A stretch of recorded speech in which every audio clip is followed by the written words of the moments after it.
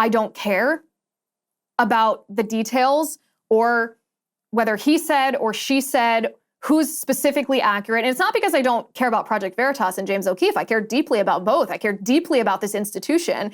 In fact, I care so much about the work that they do that I really am only interested in this point at the answer to one question.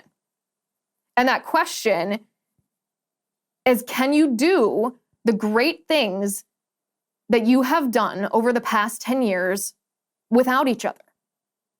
I know Project Veritas can do good work, and I know James O'Keefe can do good work. And if they are committed to their divorce, I have no doubt that Project Veritas will continue to break undercover news stories that are significant to our country. I have no doubt that James O'Keefe will build up some other apparatus to continue his life's work, which is exposing corruption. I don't doubt that.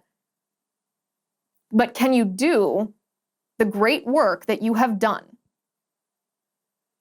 Work in journalism that eclipses almost anything else that we have seen coming from the media in the past decade.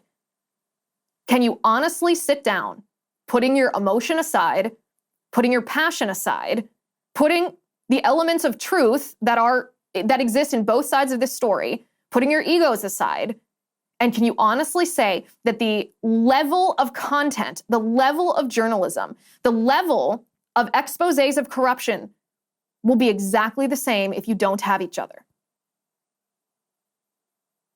I strongly recommend Project Veritas and James O'Keefe sit down and think this over.